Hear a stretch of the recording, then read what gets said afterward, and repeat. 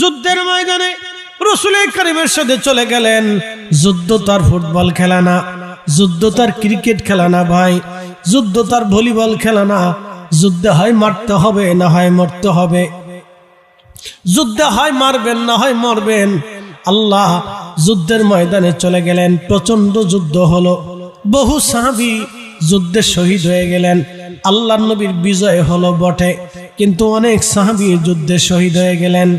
ইমাম ইবনে কাসির লিখতেছেন, যুদ্ধে অনেক সাহাবী শহীদ হয়ে যাওয়ার পরে আল্লাহর নবী বললেন, সাহাবীরা কবর খনন করো, আমরা সমস্ত শহীদ সাহাবীদেরকে এখানে দাফন করে চলে যাব। বুঝতে পারতেছেন, শহীদ সাহাবীদেরকে দাফন করবে। সাহাবী যারা শহীদ হতো, আল্লাহর পথে যারা শহীদ হয়, তাদেরকে কখনো গোসল করানো হয় না। রক্তমাখা অবস্থায়, ওই অবস্থায় তাদেরকে দাফন করে দেওয়া হয়।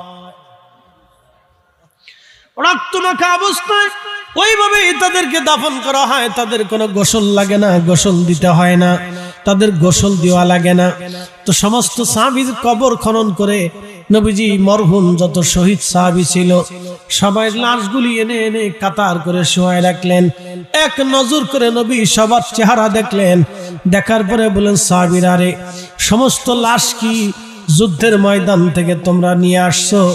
সাহাবীরা বলল, হ্যাঁ ইয়া রাসূলুল্লাহ, যুদ্ধের ময়দানে কোনো লাশ আর বাকি নাই, সমস্ত লাশগুলি যুদ্ধের ময়দান থেকে আমরা নিয়ে আসছি। আল্লাহর নবী বললেন, সাহাবীরা রে, সবার লাশ যুদ্ধের ময়দান থেকে আনছো বটে, কিন্তু বলো তো আমার জুলাইবিব আমি কেন দেখি না? আমার জুলাইবিব কোথায়? খোঁজো। সাহাবীরা জুলাইবিবকে খুঁজতে লাগলো। সারা ময়দানে যুদ্ধের আশেপাশে কোথাও জুলাইবিবকে খুঁজে পাওয়া যায় না। আল্লাহর নবীর সাহাবীরা এসে বলেন, হুজুর আপনার বামন সাহাবী জুলাইবিবকে খুঁজে পাওয়া যায় না। আল্লাহর নবী ডাক দিয়ে বলেন, সাহাবীরা রে, তোমরা ভালো করে খুঁজে দেখো আমার জুলাইবিবের লাশ কোথায় পাওয়া যায় দেখো।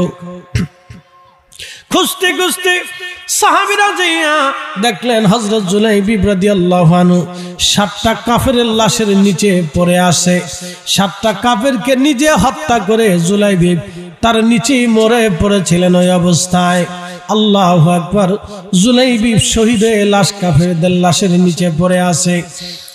আল্লাহর নবী সাহাবীরা লাশের নিচ থেকে ছোট্ট বামন সাহাবী জুলাইবিবকে বের করে নিয়ে আসলেন, কাঁধে করে নবীজির সামনে নামাইলেন।